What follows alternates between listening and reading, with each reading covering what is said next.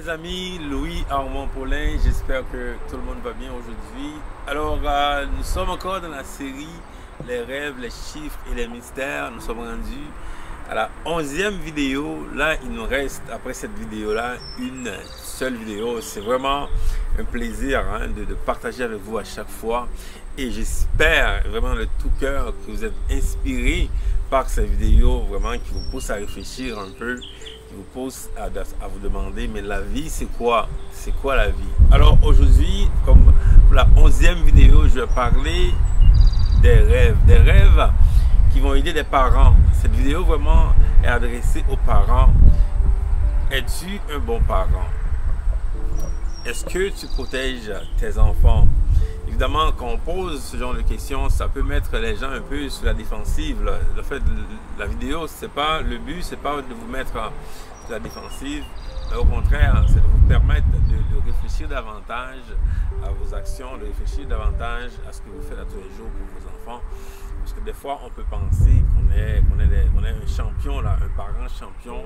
On se donne des notes pensant qu'on est très bon comme parent. Et pourtant, des fois, on fait des choses qui peuvent faire mal ou bien des choses qui peuvent causer de grosses difficultés à un enfant. Je me souviens une fois, j'avais fait un rêve. Je voyais ma mère dans le rêve. Dans le rêve, au début, ce que je voyais j'avais une belle maison. Vraiment une très belle maison, et puis le pasteur arrivait, il passait entre eux, fait un trou sur le toit. Il est venu voir le pasteur. Vraiment, la maison était vraiment extrêmement belle, et de la céramique partout dans la maison, et puis c'était une maison à plusieurs étages. Alors on descendait, et j'arrivais au sous-sol de la maison, puis je voyais ma mère. Ma mère était au sol de la maison, un peu vraiment, je dis, ma mère, ok, c'est quoi tu fais? Quand je regardais ma mère, et puis je voyais à côté d'elle, il y a plusieurs animaux qui étaient morts. Il y avait un seul de ces animaux qui mangeait. Là, je me suis réveillé du rêve. C'est vraiment quelque chose d'extraordinaire. Dans ce rêve, c'est tellement clair, le rêve me dit clairement c'est ce qui se passe. Le pasteur dans le rêve, c'est Jésus-Christ lui-même qui est venu.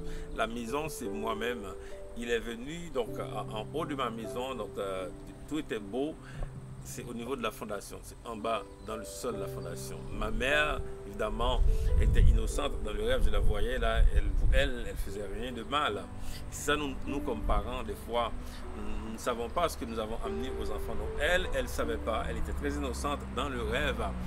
Évidemment, en me réveillant dans le rêve, je savais que je devais prier différemment par rapport aux choses qui se passaient en moi, au niveau de la fondation, comment je suis arrivé au monde.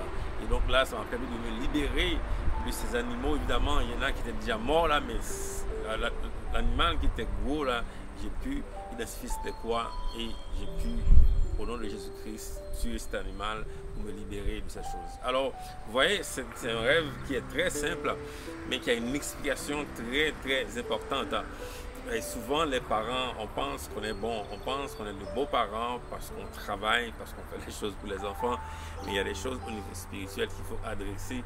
Ce sont des choses qui vont nous libérer de beaucoup de situations difficiles dans la vie.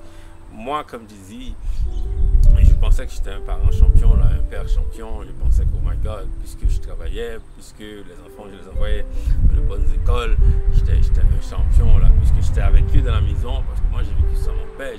J'avais vécu sans mon père. Pour moi, être à la maison, c'était déjà beaucoup de choses. J'étais un champion. Mais c'est le Seigneur lui-même qui m'a montré que j'étais un père négligent. Un père très négligent, parce que je donnais uniquement ce que les enfants voulaient. Mais ce qui est essentiel, ce qui était essentiel dans leur vie, je ne faisais pas. La Bible nous dit que les enfants sont un héritage de l'Éternel. Il faut que les enfants soient élevés selon le Seigneur. Moi, je ne faisais pas. Dans un rêve en particulier, le Seigneur m'a montré clairement. Il m'a montré qu'il y avait un pasteur, évidemment, encore une fois, un pasteur qui m'envoyait des boules. Je voyais 3 boules que le pasteur m'envoyait à travers un tuyau. Il m'envoyait une première boule, une deuxième boule, une troisième boule. Moi, j'étais tellement distrait. Au lieu de prendre les boules dans mes mains, j'ai échappé les boules. Les boules sont tombées directement en bas dans la boue. Et puis là, je suis descendu pour aller prendre les boules. Et puis pendant que j'allais prendre les boules, et puis je disais au pasteur, mais c'est quoi le Seigneur est en train de me dire? J'ai posé la question au pasteur, c'est quoi le Seigneur est en train de me dire? Je me suis réveillé avec ça. Évidemment, les 3 boules sont les 3 enfants, j'ai 3 enfants. Le pasteur dans le rêve Jésus-Christ, c'est lui qui envoie les enfants. Aujourd'hui, il y a beaucoup de gens qui pensent que les enfants leur appartiennent. Les enfants appartiennent au Seigneur Jésus-Christ. Quand tu as un enfant, Dieu qui te l'a envoyé, tu dois élever l'enfant selon le Seigneur. Alors, dans ce rêve, le Seigneur, donc le pasteur m'envoyait les enfants. Moi, j'étais négligent en termes de spiritualité, en termes d'élever les enfants selon le Seigneur. Je ne priais pas pour mes enfants nécessairement. J'étais plus concentré à voir ce qui se passe au niveau de l'école, l'éducation, mais au niveau de la spiritualité. Je n'étais pas un père qui priait, qui les protégeait dans la prière. Et ça, il y a eu des situations terribles dans ma famille à cause de cela, à cause de ma négligence. Je vais en parler un jour. Un jour, je vais publier un livre sur la protection des enfants et je vais parler de cette histoire vraiment terrible qui a failli détruire ma famille à cause de la négligence. Alors les amis, c'est important de comprendre cela. Les parents, c'est bien. Moi, je ne suis pas en train de vous blâmer de ce que vous faites, c'est pas bien.